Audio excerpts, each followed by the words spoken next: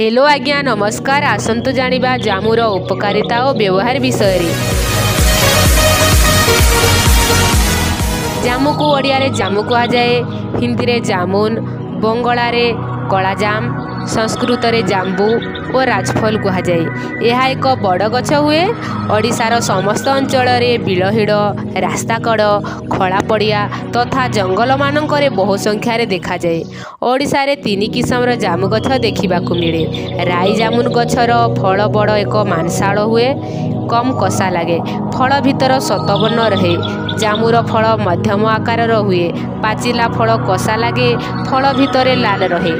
काद जामु फल बहुत छोट हुए, मांसल अंश अति नगण्य, गछर छाली कर्कश रहे। औषधीय प्रयोग रे राई जामुनर फल व्यतीत समस्त गछर सबु अंश समान भाव में काम करे। मधुमेह रोग होइथिले कौन करिबा दरकार? जामु गछर पत्रर चून 1 चामच किंबा मजीर चून अध चामच लेखाए दिन को 2 थर खाइबार 15 मिनिट पूर्व नियमित सेवन कले मधुमेह रोगीर रक्त शर्करा और नियंत्रणाधीन हुए। जामु गछर पाचिला फल राई जामुन व्यतीत किछि दिन सेवन कले मध्य मधुमेहर उपकार मिले। रक्त प्रदर होइथिले कौन करिबा दरकार? जामु गछर कमल पत्र किंबा छालीर रस 10 मिली मात्रा रे चाउल धुआ पानी सहित दिन को 2 थर खाली पेटरे सेवन कले रक्त प्रदर उपशम हुए। अतिसार होइथिले कौन करिबा दरकार? जामु मंजीर चून अध चामच किंबा पत्रर चून 1 चामच सेवन कले साधारण अतिसार निवृत्त हुए। छोट पिलांक अतिसार रे जामु गछर कमल पत्रर रस 1 चामच रे अधा चामच महू मिसई सेवन होइथाए।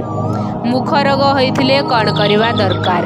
जामु गछर छाली को सिझाई सेही पानी रे कुली कले जावत्य मुख रोग तथा दांत माढ़ीर दुर्बलता दूर हुए।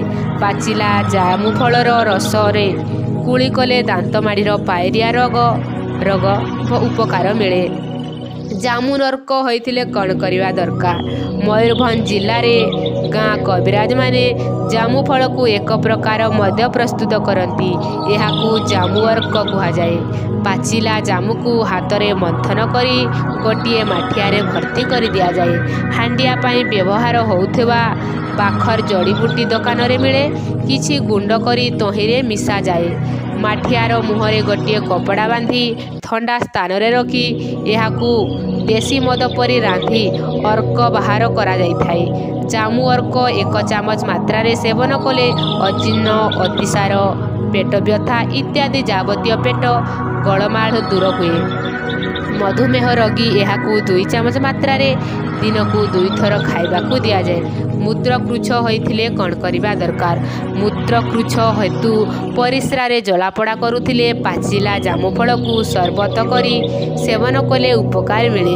पाचिला जामु फलर रस रे सौंधव लवण मिसाए नियमित किछि दिन सेवन कले मूत्राशय और वृक्कर पथुरी विगलित होई परिस्रा रे बाहरी पड़े। आपण मानकू जदि भिडियोटी भल लगी थाए सब्सक्राइब करी बेल आइकन को दबाई दियंतु। लाइक शेयर कमेंट करंतु बंधुगण।